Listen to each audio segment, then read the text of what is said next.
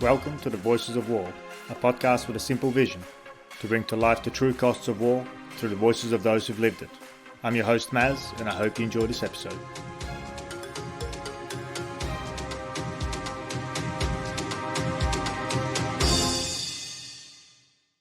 Hi, before we get into this episode with Dr. Mike Wessells, just a short disclaimer. While recording it a few weeks back, both Mike and I experienced some connection issues. Hence, at times, you may hear some interference. But given the subject we discussed and Dr. Mike's intimate understanding of it, I have no doubt you will forgive this minor indiscretion. Thank you for your understanding, and I hope you enjoyed this insightful discussion. My guest today is Dr. Mike Wessells, who is a professor at Columbia University in the program on forced migration and health. He's a longtime psychosocial and child protection practitioner and a former co-chair of the Interagency Standing Committee's Task Force on Mental Health and Psychosocial Support in Emergency Settings. For those not aware, this is the body mandated by the United Nations to agree on priorities and responses to humanitarian crises across the globe.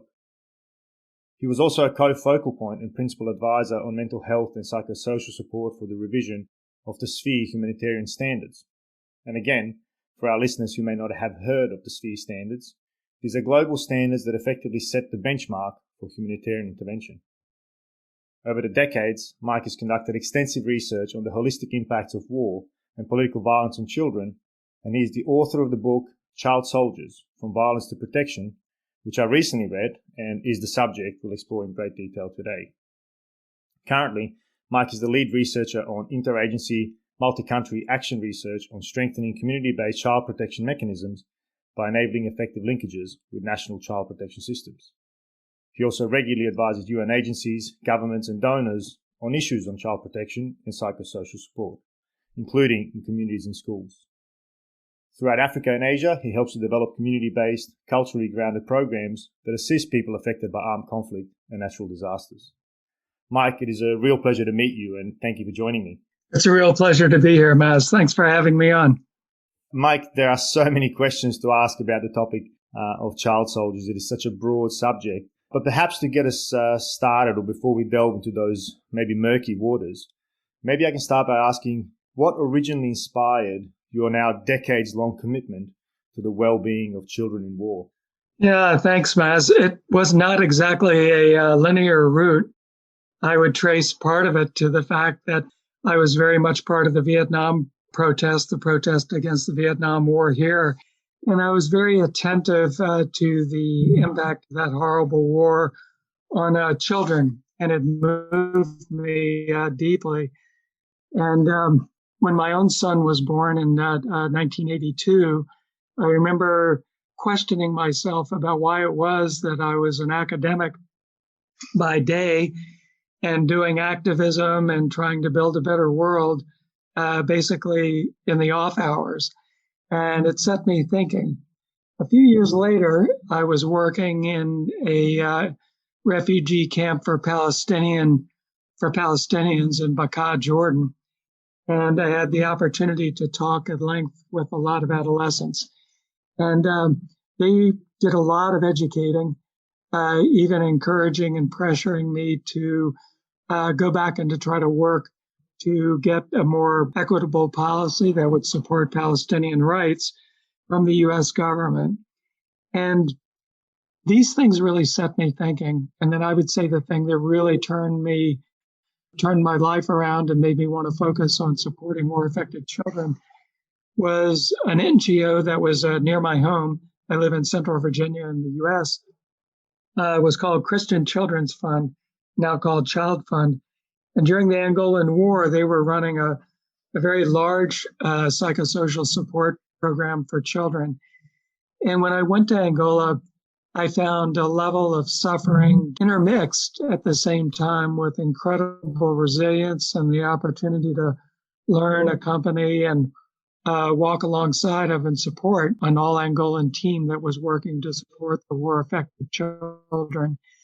And they were taking a cultural approach that intermixed Western approaches with Angolan approaches. And I realized how much of a multinational intercultural perspective was needed. And I think I learned in a small way that I could support local teams doing phenomenal work without myself trying to be the quote expert. And that really lit my fire and launched me on a journey of trying to learn in different countries, in different contexts, how children are affected by armed conflict, and in particular, how former child soldiers can continue their journey back into civilian lives. And the more I've engaged in that work, the more I've been inspired by young people themselves. And so here I am today, continuing that work and hopefully bringing forward some of their voices and experiences. That's truly inspiring work, Mike. But may I just ask for a point of clarification, just for some of our listeners who may not be familiar with the terminology? What do we mean by psychosocial support or psychosocial requirements of children? Well, it refers to not just individual well-being, but individuals' well-being in relation to other people. The fundamental idea is that most people in the world do not define themselves as isolated individuals, but as members of a family, an extended family, community. And to be well is to have positive relationships, to be able to find meaning within those relationships, to have a positive sense about your culturally constructed identity, and to have a role that enables you to help people who are important to you. And this well-being has cognitive, that is, thought components of cognition, but of course it relates hugely to people's emotional and social well-being, and also to their spiritual well-being. And I would underline the latter because I think spiritual well-being is a blind spot for many Western psychologists who tend not to believe in a spirit world or to regard it as more in the province of religion than in the province of psychology.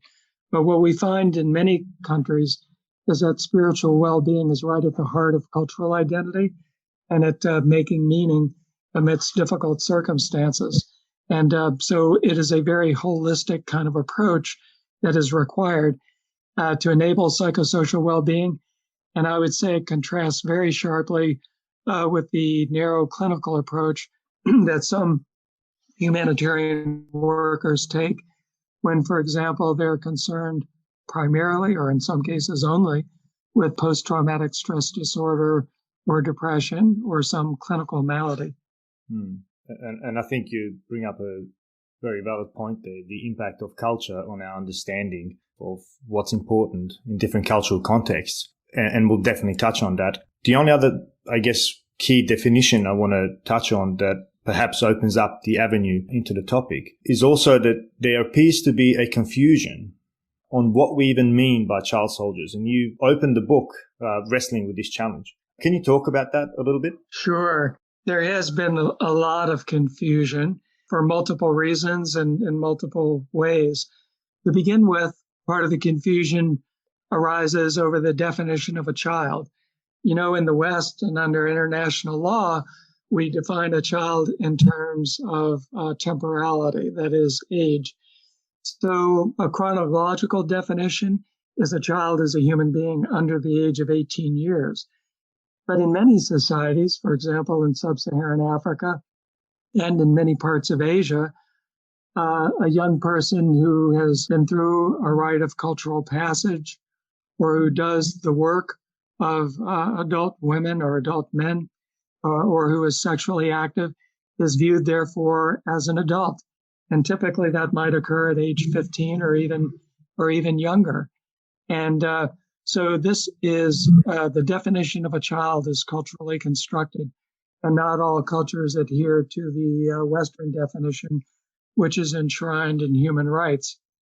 To complicate it matters further, there was a definition of child soldier for many years that referred basically to ex-combatants, a person under 18 years of age who had been a member of an armed force or an armed group, who carried a weapon, and who had been involved in hostilities. The problem with that definition is that we knew there were lots of other children who were with armed groups who did not perform fighting functions, or at least did not directly take part in hostilities.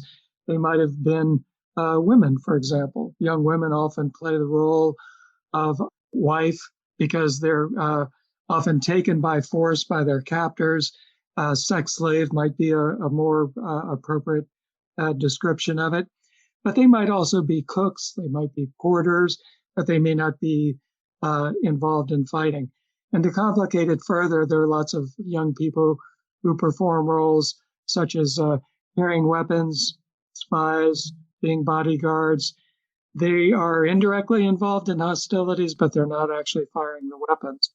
And now, under the main international guidelines, the Paris Principle, all of these people whom I've described are described as child soldiers. And so if you're associated with, in any capacity, with an armed group or an armed force, then by definition, you are a child associated with armed forces or armed groups, which is the technical term for a child soldier. It has a long and unfortunate acronym. It's CAFAG.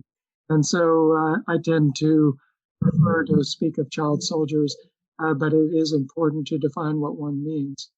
Yeah, absolutely. And yeah, thank you for clarifying that point, because even within myself, I've recognized that I've fallen for that trap. And while I haven't intimately studied the phenomenon of child soldiers, I've done some study of war and conflict, and I was somewhat ashamed that I hadn't delved into this rather important topic in greater detail. And it seems to me, or at least that's what came through the book, that it was also the changed nature of war, as well as the change in weapon systems available, that has greatly contributed to the recruitment of children. You talk about in the book how, for example, the AK-47 or the Kalashnikov open up a new door for the utility of children in war. Is that true? Yeah, it's very true. I mean, in sub-Saharan Africa, Maz, it's quite shocking. You find that even in remote villages, that there are AK-47s and other automatic weapons available that can be operated by a 10-year-old. And a normal-sized 10 or 11-year-old can, with a modicum of training and pressure or even terrorism, can be taught to be an efficient fighting force. And the other thing is that today's armed conflict is definitely not fought on well-defined battlefields. I mean, as we've seen in the wars of the former Yugoslavia, which you're so familiar with the wars in Syria or Yemen or Sudan or Democratic Republic of Congo, and the list goes on and on. These are wars that are fought in and around communities, where one of the main strategies of armed groups is to terrorize civilians and to subject them to direct artillery bombing and landmines and unexploded ordnance, and to, basically dominate them and try to control them through terror. And what this means is that children are subjected to attack on a very large scale. Large numbers, significant numbers witness the death, sometimes the very brutal death through mutilation and torture of their parents, of their loved ones. Large numbers of child soldiers, certainly not all, are taken at gunpoint, and oftentimes they are handed a gun and told to kill a member of their own family or a member of their village. And that's a horrific tactic that's designed to break the bonds between the child and the community and to make it impossible for the child to escape. So in short, the war comes in communities. It's not fought somewhere else. The community is weaponized. Many communities cannot be protected or are not protected by the states of which they're a part. And so they themselves take up arms. And in this way, a lot of children get involved in armed conflict because they're fighting alongside of their fathers, their cousins, their brothers, and they may be fighting for the liberation of what they see as the liberation of their families from a cause that otherwise that they do not relate to. And so under those circumstances, children take up arms through their own decision. They're not forced into it. There's a lot of debate about whether the decisions are voluntary. I've talked with children who tried to convince me that their actions were completely voluntary, and I respect that. And yet I found myself wondering, living under these circumstances, for example, if you're a 10-year-old child in Afghanistan and you live in a place where you don't want to be under Taliban control, and your father, your uncle, your brother, your whole family has militarized against the Taliban and taken up arms. Of course, it's easy to get drawn into that. It's what your family does. You want to help protect your family, your village, protect the honor of your people and your identity and your religion. And yet those decisions are bounded by such severe deprivation and hardship that it becomes painfully difficult to distinguish between voluntary and involuntary decisions. And so I just think it's something that it's an area of great complexity that we need to keep our eye on and not fall into very easy decisions about whether something is voluntary or involuntary. The more I do this work, Naz, the more I see complexity rather than any simplicity. Yeah, of course. And I think that echoes across war, across all of conflict as well. I mean, things are very rarely as they seem, and certainly not as black and white as they're often portrayed or presented in the media or even in some of our other broader social narratives that we embrace. But one of the ones that stuck out with me again on your book was the lack of agency we tend to give children in war or child soldiers, because we have a tendency to feel pity, perhaps rightly so, right? Because these are minors who are having to experience some absolutely traumatic or see some traumatic sights, but also partake and do some horrendous acts. But as you rightly point out, there are some positive pull factors that provide an avenue out of poverty for some of these children, and in fact, it is the environment that they live in that becomes almost the cause for them joining an armed group, because the armed group is seen, rightly or wrongly, as a way out. Would you agree with that? Yeah, I do, broadly. I mean, I think you're exactly right. Every armed conflict is a unique context, so it's very difficult to generalize about from one child soldier in one context to the next. But it is the case that in many situations, children do make their own decision to join. I met a boy in Angola who joined at 6 years old, joined an armed group, and I asked him why, and he said it was the only way I could get food. He said I was going to die of starvation. And I've talked with other children who needed access to particular health supplies, and the only way they could get it was through an armed group. I've talked with children in Colombia, members of the so-called FARC resistance against the government forces, and they said that they joined because their families treated them very badly. One child had an alcoholic father who beat his mother, and a mother who couldn't stand up to him, and so he began associating with some of the children who were young people who were members of FARC, and they became like a family to him, and so that became a big pull factor. Other children find that they can earn money, and for families that are starving, this is a very big deal. They're not just doing it to, buy things for themselves. They're talking about food and survival for their families. And then in some countries, I've met children who have always been invisible. They've always been treated like they're nobody. They're to be seen but not heard. And they are infantilized by adults and not respected as having any agency, as you said. And sometimes they join because when they get the uniform on, they are seen immediately as somebody. They carry the weapon with power, and they oftentimes take great pride in driving in military convoys and learning to operate weaponry and complex systems that gives them a sense of power and accomplishment. And then in groups such as Islamic State, which has, of course, recruited large numbers of young people through madrasas that have been religious, not religious grounds for recruitment, but politicized forms of religion.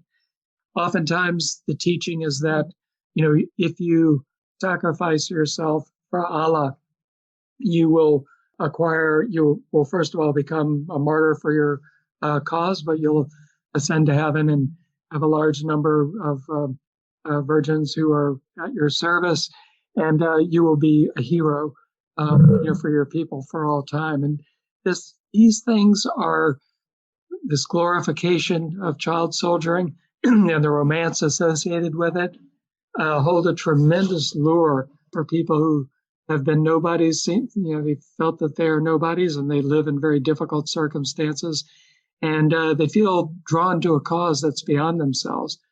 And then if you're feeling that you are part of an oppressed people, as we've seen in countries such as Palestine, or in areas, such as the Tamil and Muslim areas of Sri Lanka that had fought against the Sri Lankan government, they believed that they were fighting a war of liberation to achieve their cultural identity and their freedom and to liberate themselves from the yoke of tyranny that had been wrapped around their neck. And so young people oftentimes joined and even became so-called terrorists, suicide bombers, precisely because they wanted to give their lives for a higher cause. And adults don't like to recognize this, but the young people often said that they found meaning and purpose in violence. And through giving their lives, their willingness to sacrifice their lives for the freedom and liberation of their people. So I think that adults we have had way too simplistic a view of young people and their cognitive abilities, their desires, what gives them a sense of meaning and purpose. And above all, as you said eloquently, we have infantilized them. We have not recognized their agency. Even though their cognitive and other capacities are continuously evolving, even 10-year-olds have really quite impressive agency. And then you get a teenager who's maybe 15 or 16, and oftentimes they're quite sophisticated cognitively. They can think through complex strategies, and they can, lead groups into combat. One thing that is different, though, is that teenagers tend to have a limited view of their own mortality. And so their brains are structured in such a way that they're a bit more impulsive. They have a heightened willingness to take risks that most adults are unwilling to take, to make frontal assaults, for example. And so this makes them exploitable by adult commanders who recognize this and who then throw them into situations that are horrific and unethical even by military standards. Frontal assaults on heavily fortified positions where one can only expect that the death rate is going to be 95 to 99%. And these are children who are being sent to their deaths to do jobs that the adults themselves are unwilling to do. So these are some of the things that have really kept me up at night with regard to this very difficult topic. Especially because this is not a small problem, right? This is quite at scale, right? Well, first of all, the honest answer on this is we don't have accurate data.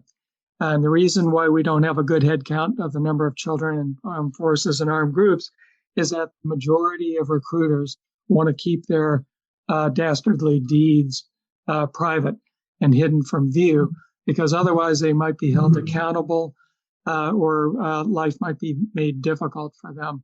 So, for example, if you look at Joseph Kony from, the so-called Lord's Resistance Army, who himself has even sired, one point he had a breeder camp going in South Sudan. He doesn't want people to know the exact numbers of those children. And particularly given some of the cases that are now being heard by the International Criminal Court, there are a lot of recruiters of children who don't want to be convicted of war crimes. And so they again try to hide their recruitment of children. When I wrote that book, one of the figures that was frequently used was 300,000 children. And I backed off that a little bit to 250,000. But the fact is, as I mentioned in the book, that we don't have exact figures, and the same is true today. But it is done, the practice is used on a scale. I'm happy to say that international awareness and efforts, such as your good podcast, is helping. And I think it's making even more military commanders active on trying to convince, people who are in control of non-state forces and actors to try to avoid recruiting children. But it's safe to say that there are many tens of thousands. We just don't know at any point in time. We just don't know the exact number. But if you look around the world today at, from Syria to Sudan to, DRC to any number of other conflicts in Central African Republic, things that are perhaps more invisible. They don't get the media attention that others do. There are significant numbers of young people. And this damages lives. It has very long-term effects. It damages families. It damages communities. It damages societies. I mean, one of the worst things that can happen to a society is to rob young people of having a childhood where they can learn positive values, good social relationships, normal behavior, and can get an education and get hope for the future. These are the things that enable young people to grow up and to be good contributing members of society, and not people who are going to get involved in crime or other armed conflicts, and who are going to have trouble fitting in, and who are going to have, put a heavy burden on society, and themselves carry a very heavy burden of suffering. And so this is why so many of us tried to prevent child soldiering to begin with. And when prevention fails, we work very hard to achieve timely and appropriate release from armed forces and armed groups, and to enable the young people to integrate into civilian life, and, as you said, to redefine their identity and to find a place that's meaningful, and to take off that military identity and mantle, and hopefully come to terms with and find a way to live with all the things that they've experienced and the things that they may have done if they had actually been perpetrators. Yeah, that's absolutely the idea of losing your childhood to some of these horrors. And you describe some of these horrors in quite some detail in your book through a lot of quotation from the young boys and girls that you've interviewed. And I was actually speaking about some of those quotes with my partner Essen, who was a volunteer in the Budaburam camp in Ghana some years back, where she worked with child soldiers as well as victims of gender-based violence. This was after studying psychology to help them deal with some of their trauma. And one of the greatest challenges she brought up that she faced was this very point that you just talked about now, is dealing with the trauma, not merely the physical trauma, but the spiritual, as well as the idea of shame of what they had done, be that as combatants or otherwise, or as porters or as sex slaves. The fact that they were part of this war more often than not against their own will filled them with an incredible sense of shame. And this is certainly something that resonates through the pages of your book. Can you maybe talk about that a little bit? Sure. So, particularly for girls, girls are drawn into activity inside armed forces and armed groups nearly as often as boys, in some cases even more, because they may be targeted directly. And they oftentimes bear fundamentally greater shame and dishonor and stigma. And so a Western psychologist who looks at a girl who's been a former child soldier and who was raped and who became pregnant and had a child, a Western psychologist looks at that, and their training leads them to think, first of all, of post-traumatic stress disorder, which, of course, is a very serious psychological condition that definitely requires treatment. And I might mention that it's very hard for many girls who've been involved in armed forces and armed groups to get appropriate treatment because there aren't many psychologists or psychiatrists available in the countries where they work, or they may have no money. But if you ask young people who've been in that position, what is their biggest problem in living, they'll often say it's stigma. They'll say things like, I can't eat off the same plate as other people. So in Sierra Leone, that's how the girls put it, right next door to Ghana. And, the idea is that you're contaminated. You've been around death and dead people. You may even have killed people. And the belief is that you carry bad spirits. And no amount of psychological treatment or treatment of trauma will rid you of that. What's needed, at least according to the girls and according to many of the boys in different countries, is some kind of traditional healing, a ritual that involves washing away or cleansing them of the spiritual impurities they had picked up by virtue of being around dead people and killing. And maybe I could bring this to a head by talking about a boy just for a moment. In Angola, the team I was working with at the time was focused entirely on, not entirely, but mostly on trauma and post-traumatic stress disorder. And like I say, that was very definitely a big problem. But there was a 14-year-old boy who presented himself, and he said his big problem was that he couldn't sleep at night. And so the Angolan team asked him, why is that? And he said, well, the spirit of the man I killed comes to me at night and asks, why did you do this to me? And when we asked, what did that mean to him? He explained that where he lived, to be well meant that there was harmony between the ancestors and the living. And it was the ancestors who were all powerful and who controlled what happens in the world of the living. And his belief was that this spirit of the man he had killed was haunting him. He was trapped, the spirit, and he couldn't make transition between the realm of the living and the realm of the ancestors. And the belief culturally was that that spirit was all powerful and could kill the boy and could also kill members of his family. It could literally jump from him to other people. And so, of course, members of his family and community were absolutely terrified of him. So this boy had a tremendous stigma that arose from a spiritual condition. He also had a profound fear for his own life that didn't relate to the trauma per se, but to his spiritual belief system. And so here was an example of a boy who needed some trauma healing and who needed some healing, some spiritual healing. And fortunately, he we asked who could help him, and he told us of the healers where he worked. And we actually went out and found healers from his home province who were willing to work with him. And those healers were actually able to do rituals in which they called the entire community together, and the healer would demarcate a safe space using special herbs that were believed to keep out angry spirits.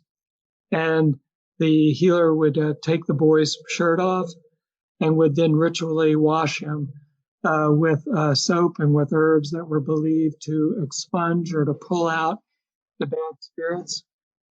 They would also fumigate the boy. They would put his head under a blanket and ask him to breathe the vapors being given off by special herbs that were being boiled. And again, the inhalation of these things was believed to expunge the bad spirits. And typically an offering is made with the slaughter of a goat, for example, which has considerable value amongst people who are really quite hungry and may have only one meal a day. And at the end of the ceremony, the healer asked the boy to step across the threshold of his hut and out into the world, the civilian world. And as he did so, the healer announced, this boy's life as a soldier has ended. He now is a civilian, and he can do all the things that we do, and there's no reason to fear him. And this kind of collectively conducted ritual had an immediate benefit in terms, and profound benefit in terms of social acceptance of the boy. It meant that the level of stigma, the spiritual stigma, was immediately reduced because people felt confident that the healer had faithfully conducted the appropriate ritual and that the boy was no longer haunted and carrying this angry spirit. And the same is true, if I could leap back now to Sierra Leone, the same was true of many of the girls in the northern province who experienced sexual violence and who were around dead bodies. They too believed that they had to be purified by traditional means. And so again, ritual washing, collectivized process, and then a re-entry back into the community, wherein the healer presented them as pure and as able to eat off the same plate with other people. The reason why this is so important is, as I mentioned, the girls themselves say our big problem is that people won't talk with us. They keep their distance. They call us rebel girl, and they make fun of us, and they even attack us. And once this ritual is done, the level of social acceptance goes way up. Their stigma goes down, and things get much better. It's not a one-stop shop treatment. They may still need some westernized treatment for trauma. And most often, in order to fully integrate, they need to be seen as good mothers. The vast majority of girls in armed groups in places like Sierra Leone became mothers while they were inside the armed group. And they are judged by people on the basis of whether they're a good family member. So if they're out drinking at night and smoking weed and engaging in aggressive behavior when they're back in their communities will reject them. They'll hold them at arm's length, and they'll say those girls are like animals.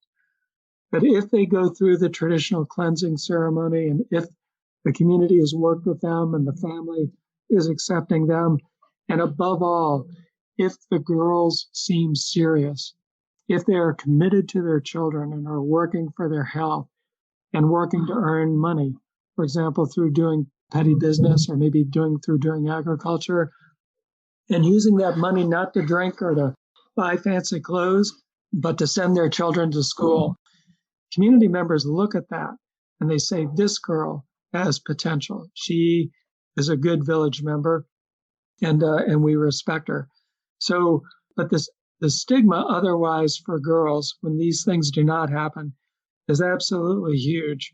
First of all, they're blamed for their pregnancy. They're blamed unfairly for the fact that they were raped by their captor.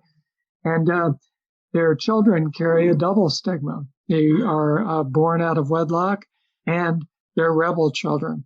And so the level of stigma is so great that this needs much more attention. The vast majority of the mental health and psychosocial work that's done for these young people, unfortunately, is aimed more at individual healing, at alleviating symptoms of depression or of acting out or of having flashbacks and nightmares.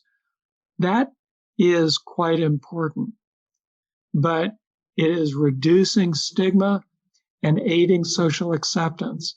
That is even more important, or at least equally important. And that's what we don't have an adequate handle on. And I think part of the problem is that to enable this social acceptance and restore the relationship between individuals, families, and communities, you have to pay attention to cultural rights. And Western psychologists are skeptical of the cultural rights. They may view them as superstition or as folklore, or they may view them as harmful, and so they don't want to get involved. And the other thing is that to be a good family member and to be a good mother, you have to earn money. Many of the girls in Sierra Leone and Kenya and Angola and other places have told me, when I have cash in my cash box, that's when people respect me and see me as serious. And then you're a desired marriage partner, and really great things begin happening for you. And so this takes you into the realm of economics. So again, psychologists don't feel qualified to speak to economics. And so I think a lot of important opportunities are missed. The key thing to do in reintegration work is to form a multidisciplinary team that intersects health, psychology, economics or livelihoods, and education. And there may be others you want to bring in as well, according to the context. And then you've got to work in a way that is culturally humble and where you admit that as a Westerner and an outsider, that you have preconceptions that may not apply in that context.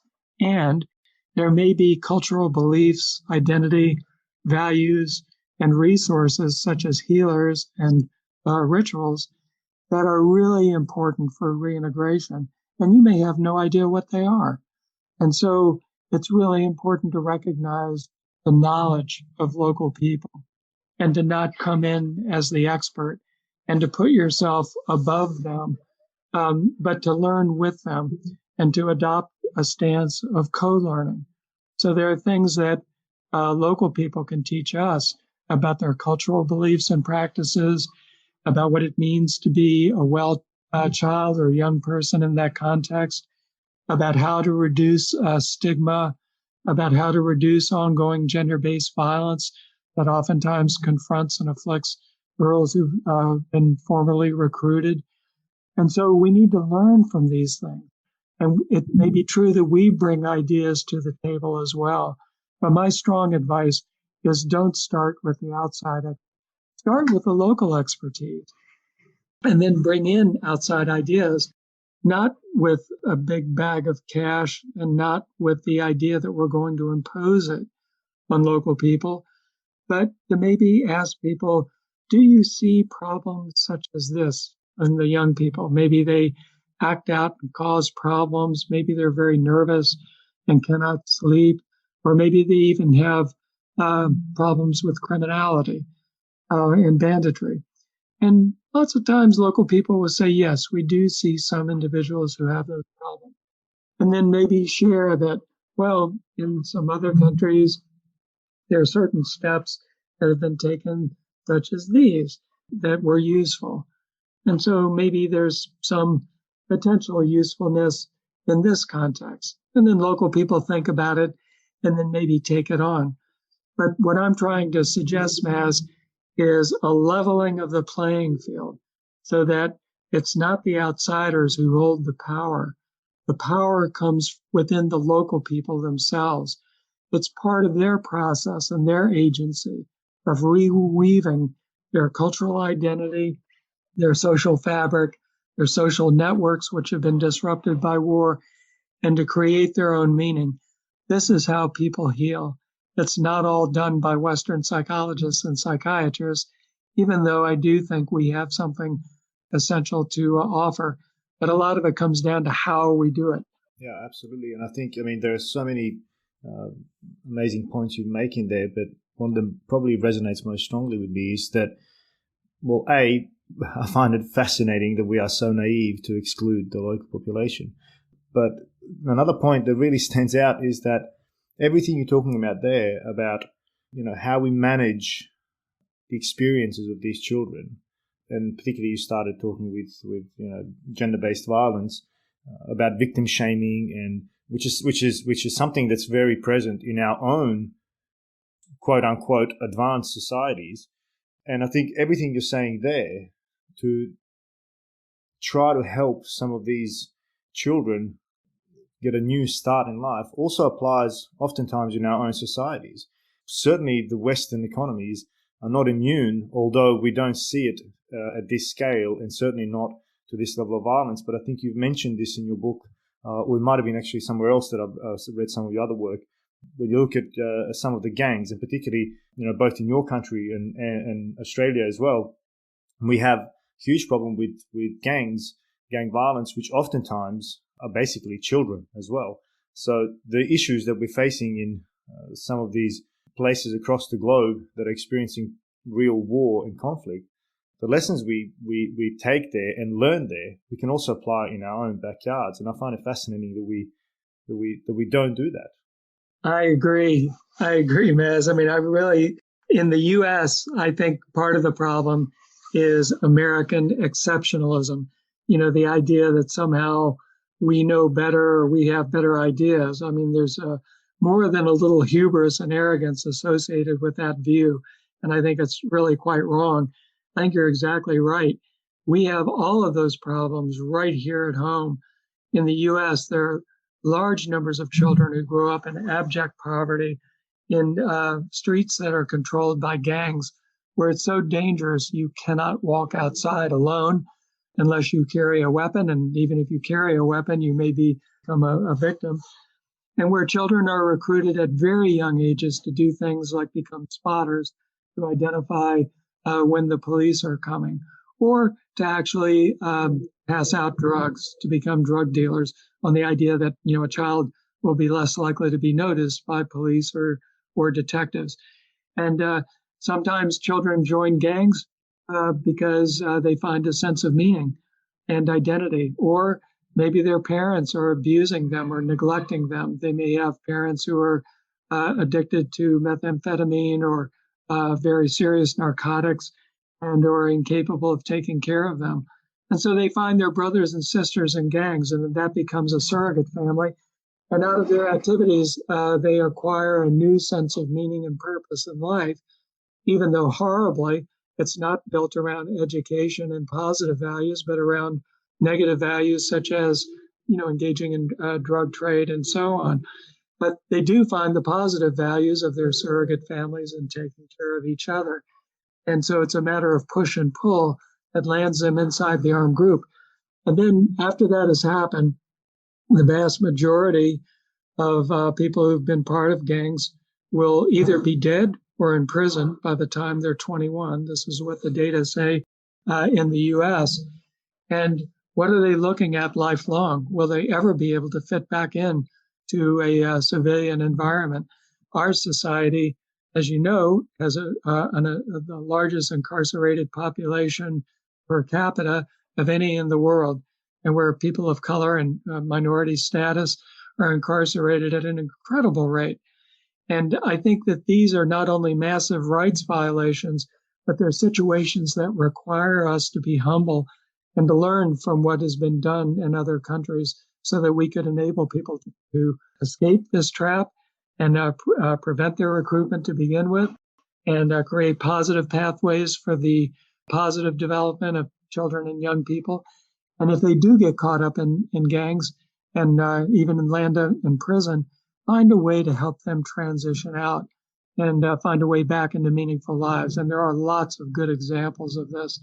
But I think that societies oftentimes stigmatize so badly. In the U.S., to have a record of a felony is something that you can never erase, and it is really poisonous and toxic for your record. And so there are a lot of changes that need to be made in order to get in touch with the fact that no matter how horrendous the experience and the upbringing of young people has been, they're human beings who have rights. They're not a lost cause. The vast majority of children in armed groups and even in gangs can make a transition. And there's some wonderful examples of people who had been written off as a lost generation, making a transition and actually becoming leaders in their own right, and actually trying to form peace between rival gangs, or working with communities to try to form more positive associations and youth groups so that youth aren't drawn down the same pathways that these young people were drawn. And I think we need to respect their resilience and to support them by taking this kind of holistic approach of working across individual, family, community, and society that I've been describing. Yeah, and I really do sincerely hope that people like yourself and the waves you're making are having the right impact.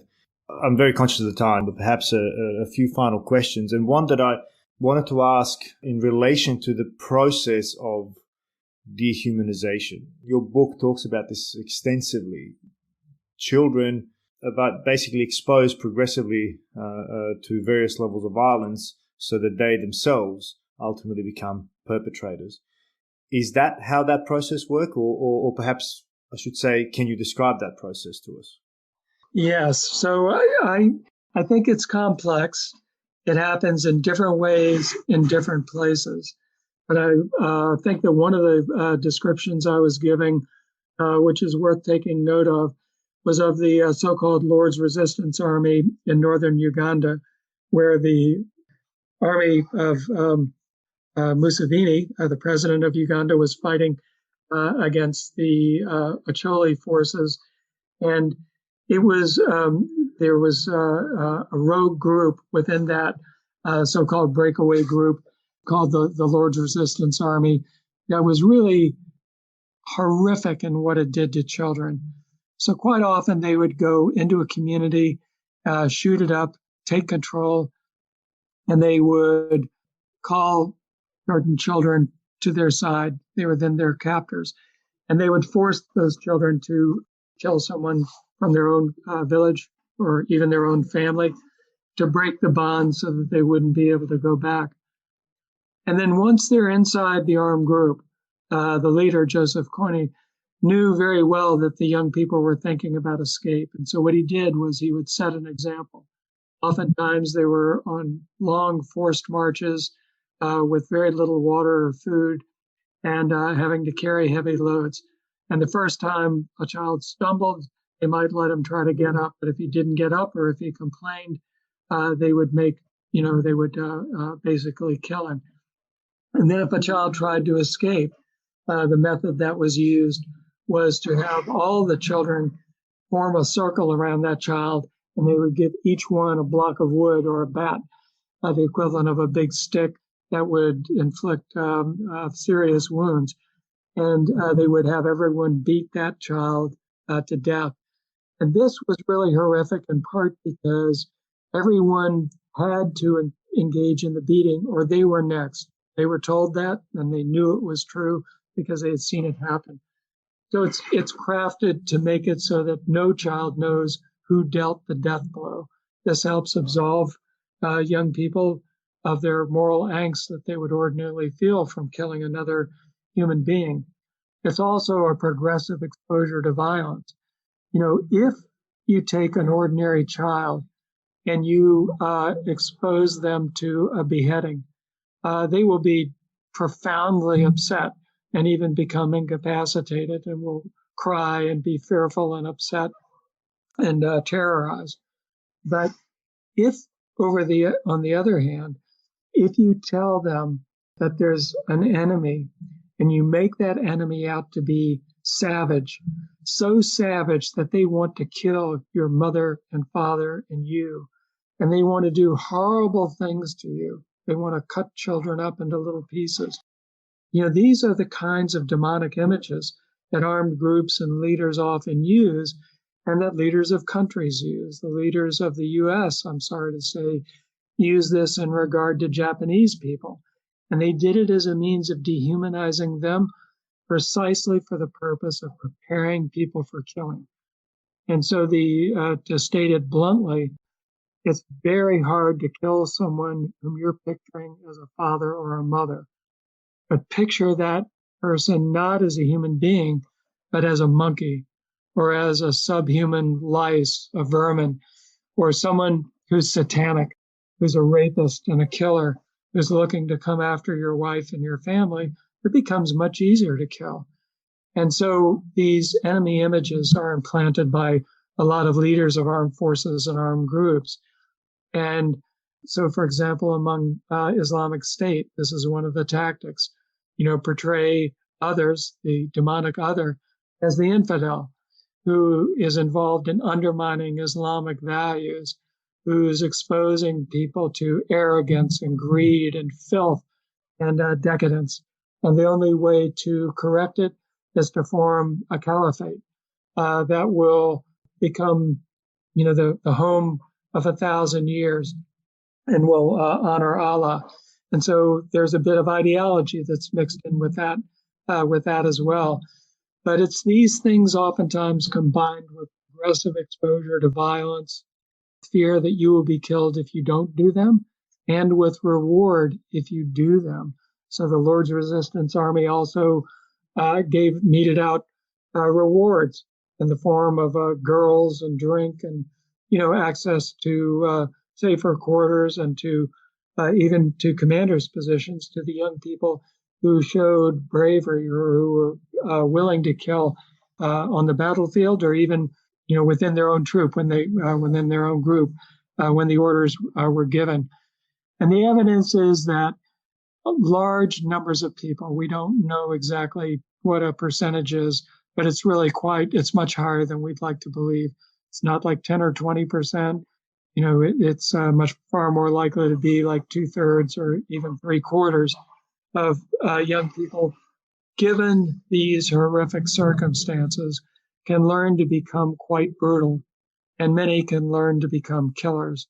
And some can learn to become killers who do not blink an eye at taking the life of other human beings, and who even have an ideology and a rationale that justifies it as the right thing to do, and is the thing that will bring their people liberation or will protect their cultural identity from the savagery and the demonic practices of the other.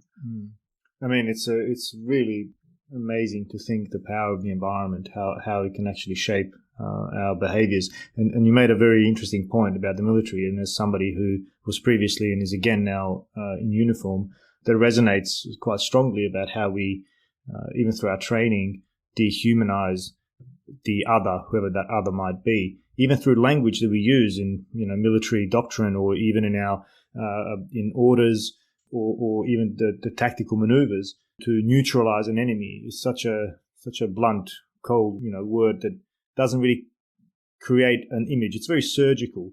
It doesn't talk about annihilating. It doesn't talk about potentially maiming or potentially even harming civilians or anything like that. To clear an area is, again, such a clean and efficient way to describe a military action, and removes any idea of humanity that might be standing in that spot. But one question I want to ask is, and again, you've done hundreds of interviews with children. Given what some of them go through and extent of the violence they're involved in, do they recover? Can they ever recover from these traumatic events? Yeah, thank you for that question. I think it is the case that the vast majority can recover. And again, I'm reluctant to put a percentage on it, but I tend to think it's very high. It's probably 90% or more. Humans have a capacity for resilience that is largely untapped, and that is much deeper than any of us had ever suspected. And psychology, Western psychology in particular, has had such a strong deficits orientation that I think it's underplayed the importance of resilience and the positive capacities that people have, particularly if their social environment transforms itself and becomes very supportive for enabling a young person to heal and to cope in positive ways and to be well and to come to terms with what they've done and to find meaning in life. But I would say that in many war zones, the problem is local people remain highly fearful of the young people, because these were the folks who had been part of an armed group. And they say, we remember you very well. You came and raped and pillaged and plundered and killed our wives and children. And so there's a lot of fear. There may be desire for reprisal. So one of the things that psychologists need to think about, and that everyone interested in thinking about healing needs to think about, is justice. And I'm not thinking about retributive justice or an eye for an eye, but rather restorative justice. And the fact is, a lot of children are seen as having done harm to people, and they need to give something back to the community before the community can accept them. So, for example, in Sierra Leone, the full array of things that I've described, the education, the destigmatizing, the traditional healing, the participation in, through culturally constructed rituals, it may not be enough if local people still fear the young person or believe that they need to give something back. So there are culturally constructed processes that can enable restorative justice. In one case, there was a boy who his parents were very worried about him and they wanted him to be able to integrate back. So the parents went to the paramount chief, who is viewed as the keeper of the land and the highest authority, even higher than the president of the country. And they asked whether he would consider having an audience with their son. And so finally, the chief agreed. And when the boy entered his chambers, the boy laid face down on the floor, prostrate, and reached his arm out and held his extended arm out and held the chief's ankle. It was a gesture of extreme humility and subjugation. And the chief then asked him to tell him everything that had happened and that he had done. And the chief had no doubt been listening to other sources and sort of knew what the young boy had done, but he was listening for whether the boy was going to tell the truth and show remorse. And the boy described in detail what he had done, and he did show remorse. And so the chief basically said, "You have harmed our people. You need to apologize and to do it with sincerity."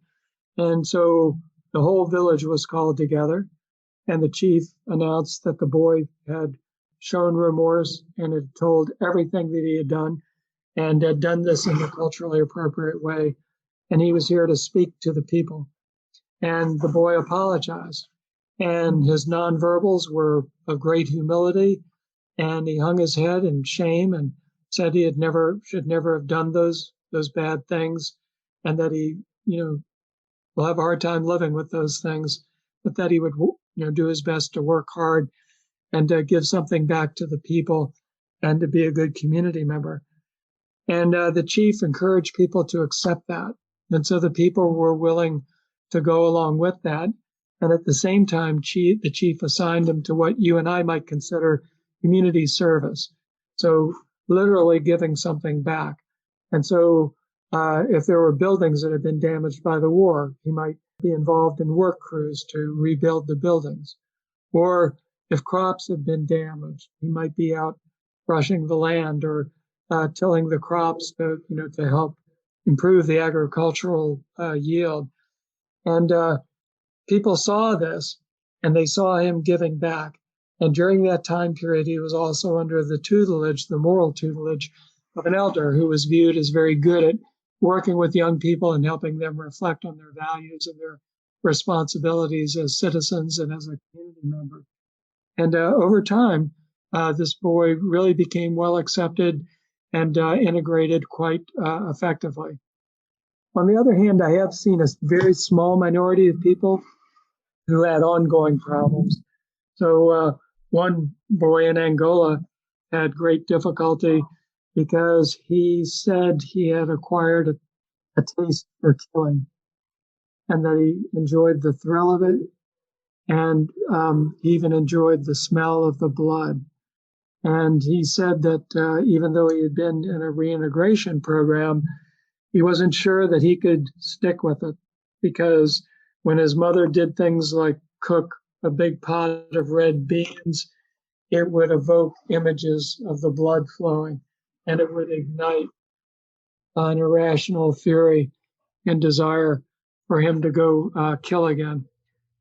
So there's a lot that we don't understand. I mean, to be quite honest, psychiatrists and psychologists have learned a lot, but there's an awful lot that we don't know. And brain science is still a fairly young science. And so we don't know whether there are long-term changes in brains that occur from killing at an early age. But we are finding that exposure to extreme forms of violence, even as a victim, much less a perpetrator, at a young age, can have epigenetic effects that basically activate particular genes that then promulgate certain kinds of reactions and patterns psychologically lifelong. And something like that may turn out to be the case in some former child soldiers. We don't know. So I'm going to leave that open as a source of complexity. And maybe among some of the listeners, there'll be people who want to devote their lives towards addressing some of these complexities and can make a contribution in that regard. But I would reiterate that the vast majority of children are able to heal. They are able to reintegrate, and they're able to construct meaningful lives as good family members, good community members, and in ways that provide themselves and their families with hope and meaning and well-being. Yeah, that's really reassuring to hear, and I echo the challenge to our listeners if to dedicate their lives on understanding the genetic components of the impact. But it's also amazing to hear the power of the community and how the community can help reintegrate. And again, that's perhaps a lesson that we can take into our own backyards, into our own nations, rather than locking some of these minors away for life and throwing away the key. And again, I'm really grateful for your time, Mike. If I can just squeeze out a little bit more of you. If you could change just one thing, whether it be a policy or decision-making process or even how a global body carries out its work that would help alleviate the problem of child soldiering, what would that be? Yeah, thank you. That's a really important question. For me, it would be a change in the way adult policymakers work, and also the way in which adult practitioners like myself work.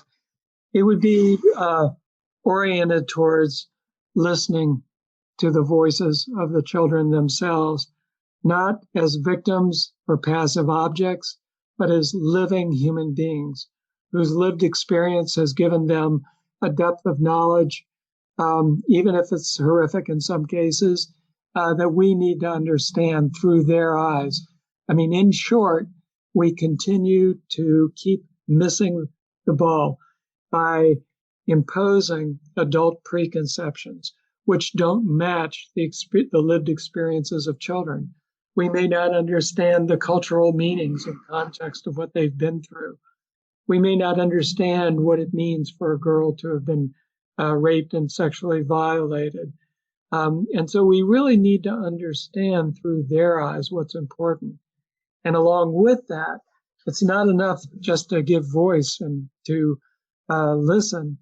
We have to also recognize that young people are agents, and their agency is part of their healing process. Healing occurs in part when we reassert our sense of self-efficacy and control over events in life, even on a small or a limited scale.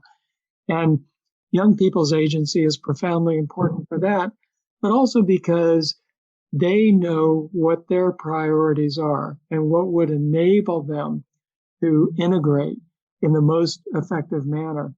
And so for a long time, former girl soldiers where economics was viewed as important, and so they were taught as a means of livelihood to become seamstresses or to take up economic activities that were viewed as traditionally important for women.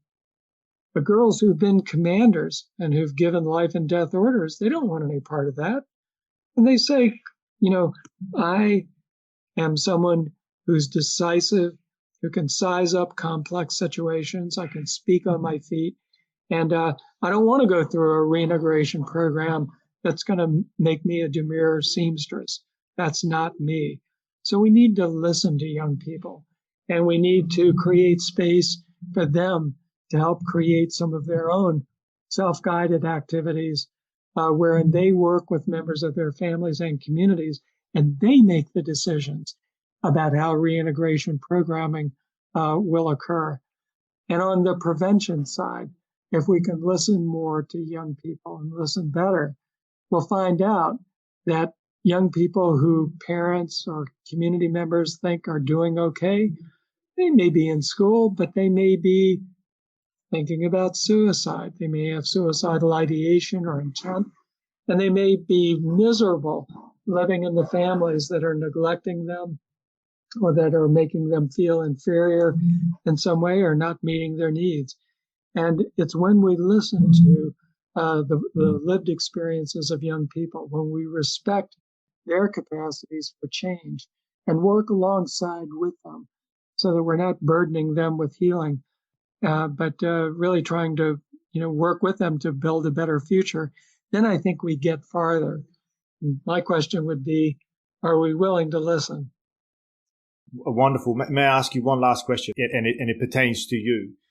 You've had hundreds of interviews with child soldiers. On one hand, this was hugely useful data in support of this exceptionally important topic.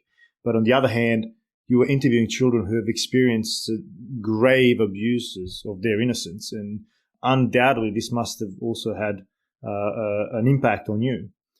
How have you dealt with it, or how do you deal with wrestling with such challenging traumas? It's a great question, Maz. I dealt with it personally by, first of all, taking time out for myself when I thought I needed it. I'm not always as good about that as I should be. But even while I was, in places like, Sierra Leone or Angola or other war zones, taking time to cry and to grieve and, recognize that, you're carrying this stuff around and you can't just act like you're impervious to it or you're, quote, strong enough to contain it. You're not. And it comes back to get you. So working on it and processing, I would say, is really important. Writing is often very important for me and helps give a chance to work through. But I would say the most important things for me are being able to talk with my wife, Kathleen, who I share this work with, Kathleen Castelny, and we're able to talk these things through, and that means more than I can say. And then nature, being in nature and being able to do special rituals in nature and to be able to relieve myself of certain anxieties and to own the pain, but to find a way to work through it and to channel it into something meaningful so that I'm not afraid of it and so that it ultimately has some larger purpose. Those things have helped. So I think it's relationships, spirituality, and nature, and being conscious and intentional about creating space for grieving. And it's an important question, Maz, because the humanitarian workers as a whole are asked to endure these horrible things. And oftentimes agencies and even individuals are not oriented towards self-care.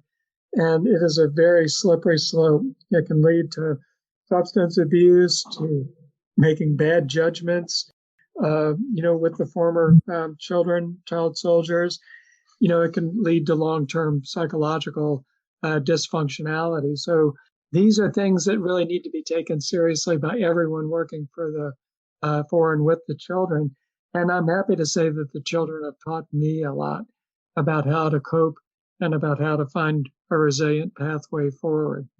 Mike, you are truly an admirable human being, and I know we've pushed slightly past your hard stop here, so I'm very appreciative of the time you've given me today, and I want to thank you for all the work you do, because this is exceptionally important work, and the book's been out for some time, but I think it's as relevant now as it has been 15 years ago when it published, and I really do invite my listeners to take a read. Mike, thank you so much for your time. I really appreciate it, and I hope to speak to you again in the future. Thanks, Maz. It's been a great pleasure talking with you, and I hope this is useful for all your listeners. Please keep up your good work.